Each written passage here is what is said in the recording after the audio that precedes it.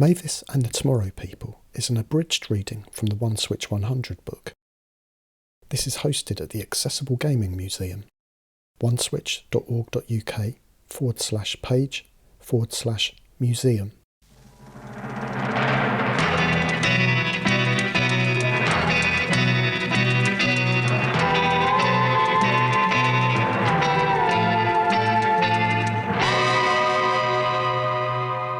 Mavis deserves to be remembered.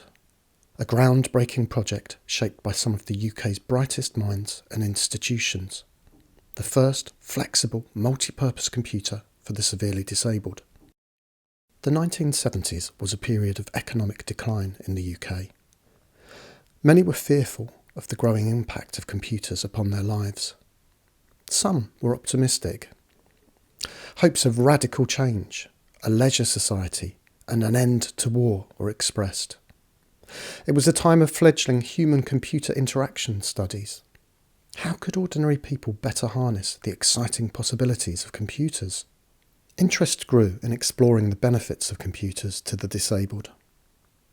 In a joint project between the National Physical Laboratory, NPL, and Loughborough University, the Mavis Team was formed. The goal? To bring the power of the microcomputer to any disabled person, to amplify the power of their minds and bodies. Impetus came from the great need of severely disabled children to learn, play, create, and have better control of their environment. The hope was to take the baton from Possum and to run with it. Computer-aided environmental control, telephone communication, online news, word processing, art, music, games and stories. Flexible input and output to match the user's abilities. All from one affordable, portable box. That was the dream. The Mavis Team. The National Physical Laboratory was a hotbed of pioneering work with past luminaries including Alan Turing. One member of the Mavis Team was Julia Schofield. Julie was the first totally blind graduate in computer science, awarded in 1975 at Hatfield Polytechnic. Julie had years of experience using cutting-edge blind accessible technology. Brought in as a consultant was Reg Malling, the co-creator of Possum. His trailblazing work galvanised the modern-day electronic assistive technology movement. Mavis would not have existed without him. Leading the project was experimental psychologist and maverick scientist Christopher Evans. Where most of the scientists at the NPL wore stiff suits or white lab coats, Dr. Evans ran around in American sneakers, jeans and open shirt. His office was said to feature a dentist's chair from which visitors might spy a tame rat peeping out from his shelves. Chris was the best friend of science fiction writer J.G. Ballard. Together they worked on a number of new wave projects together. Some of this led into Ballard's most notorious book, Crash, a dark tale of car crash sexual fetishism. Less controversial work was published in 1969. One entitled How Dr. Christopher Evans Landed on the Moon was perhaps the first published playthrough of a computer game. Another, The Dreams of the Computer, where Chris had forced the computer to slowly lose its mind. By 1969, Dr. Evans headed the Man-Machine Interaction section at the NPL. Experimental setups were tested with people unused to computers, which was just about everyone back then. One early project was of a medical history note-taking machine that simulated the manner of a very polite and patient doctor. A teletype machine was initially used with a keyboard mask, reducing the keys down to just yes, no and question mark. Tests in Glasgow found that alcoholics seemed more honest about how much they drank when asked by a machine. Some ethnic minority women found discussing gynecological issues with a male doctor impossible, but to a computer posing as a woman, far easier. The system evolved into a compact unit named Mickey, the medical interviewing computer. During the 1970s, Chris published books and gave talks on the mind, of cults and of computers. He was credited as a scientific advisor on ITV's The Tomorrow People, a sci-fi series for children. Chris was the guiding spirit over the Mavis Team. Tragically, he died of cancer in 1979, just as the Mavis trials were to begin, and just as his television series, The Mighty Micro, was about to be broadcast, proclaiming an exciting future to come. Research. Experimental research covered many promising avenues for disabled people. Speech synthesis and Morse code, high visibility text, bliss symbols, teletext and view data services, robotics and user programming, and all manner of input devices. By September 1977, a Mavis prototype was ready to be demonstrated to a select audience. If enough support could be garnered, the project would continue. Mavis Mark I. The 1977 Mavis Mark I pictured shows Julia Howlett operating a talking arithmetic program by touch and hearing alone. In this early form, the system could demonstrate large, blocky colour graphics and text in different sizes. It could speak numbers and play varied musical tones. It could be controlled by a keyboard or sit puff. Software also included a text editor and a music playing activity where work could be saved to cassette. Nothing this versatile had existed before in the world of assistive technology. The demonstrations were a success. Work resumed immediately, with Ferranti brought in to collaborate on building Mavis Mark II and investigate market possibilities.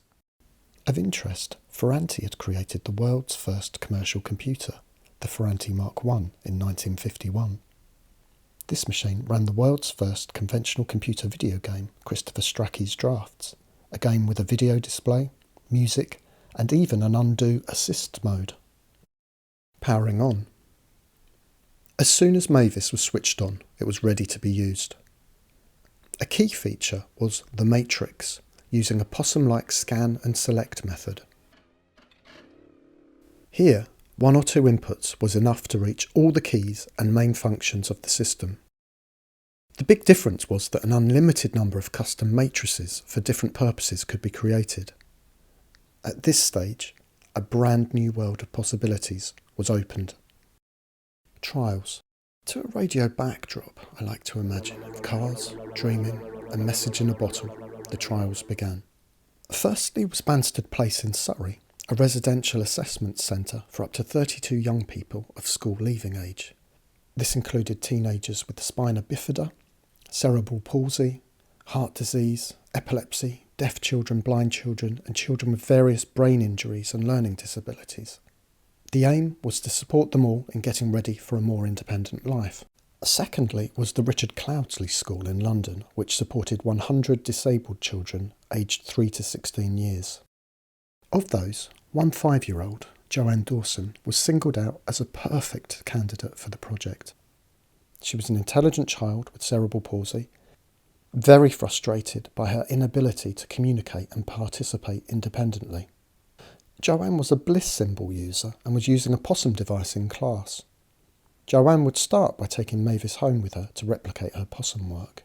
Games. Most students at Banstead watched television as their main recreation. Games on Mavis provided a second possibility which could be used independently. Many students who could not manage other elements of the system still found a way to play the games for fun.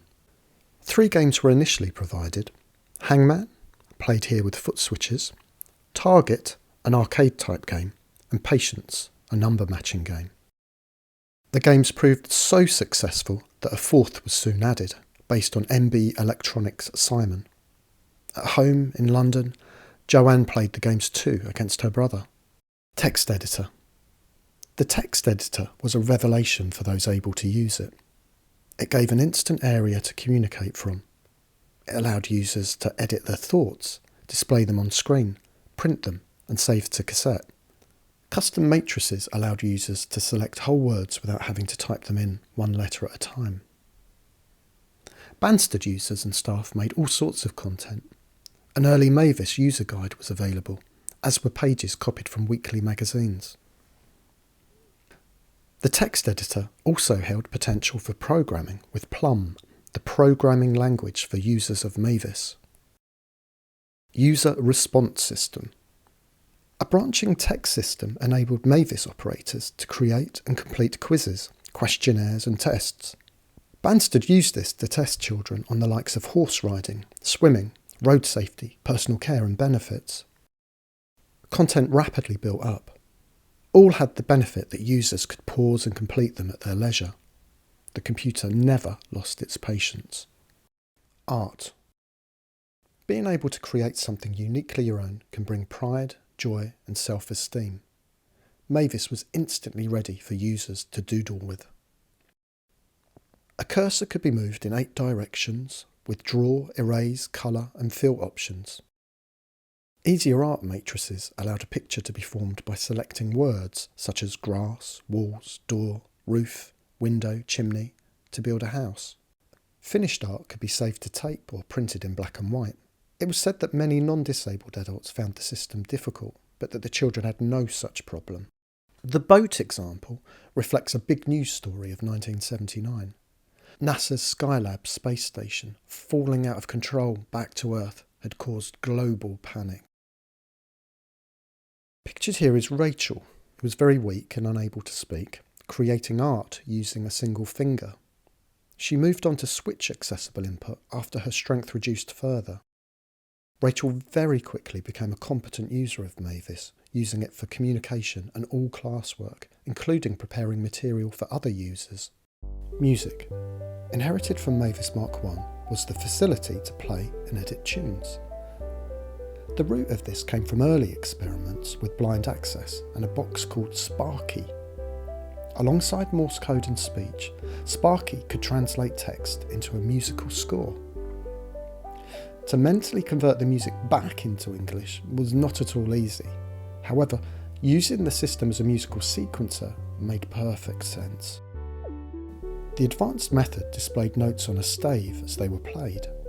Here, different musical keys and time signatures were possible to select. The simpler version allowed users to enter musical notes and lengths as letters.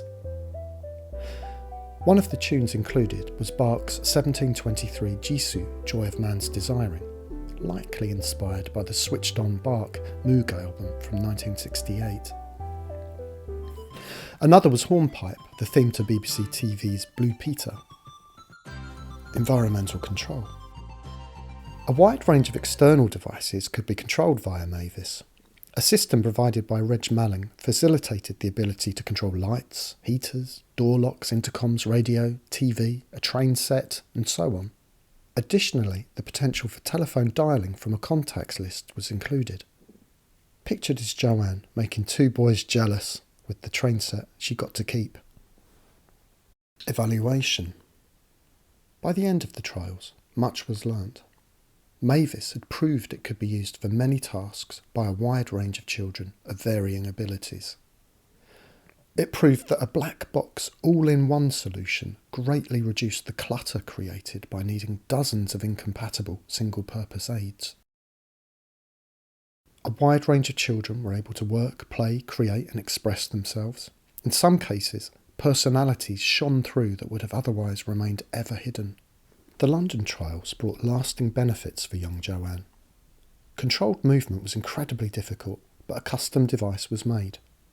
Using her right hand in a sideways motion, she would operate one of 2 wiper switches to navigate the Mavis matrices. The switches were personalised with coloured padding and a Peter Rabbit design. By the end of the trials, Joanne was using the system regularly at home and school. She was the last user of Mavis. In 2015, Joanne's mother Sylvia recalled, "Jo was a very independent young lady who travelled to many places with friends and family. She had a group of carers and was able to live an independent life whilst at the same time remaining at home with her family." Jo's father John was always very proud of what she achieved. He would help her to set up her systems to be able to email and text friends. She had a lovely smile, great sense of humour, and she affected everyone that came in contact with her. She was a lovely baby and a beautiful young lady, but unbiased. End of Mavis. Although the Mavis Mark II trials were successful in many ways, with the need for such a machine proven, there would be no Mavis Mark III. Government officials were told in debates that Mavis was already out of date and too expensive. A better approach might be to look at cheaper, less specialist home computers. Going to the highest levels of power of Prime Minister Margaret Thatcher, It was decided that the government's preferred approach was to aid the development of special interface switches for off-the-shelf personal computers, which did happen. Julia Schofield's 1981 book, Microcomputer-Based Aids for the Disabled, concluded, "With technology that is changing very fast, it is difficult to predict the future, except to say that it is probably brighter than it has ever been, provided that the correct beginnings are made now." This really means a vast and factual information and education programme being carried out to ensure that decision makers are in full possession of the facts, and that disabled people and their parents know and are realistic about the techniques and skills that are needed. In fact, that people generally become less in awe of computers. We are going to see a time in the not too distant future where leisure plays a far greater part in life than it has ever done, with people working far fewer hours, possibly from home. For the disabled person, working from home would be a great advantage. But it is now that leisure and the improvement of life need to be looked at carefully. It is no good having disabled people working if they are then totally cut off from the world outside and have nothing else to do.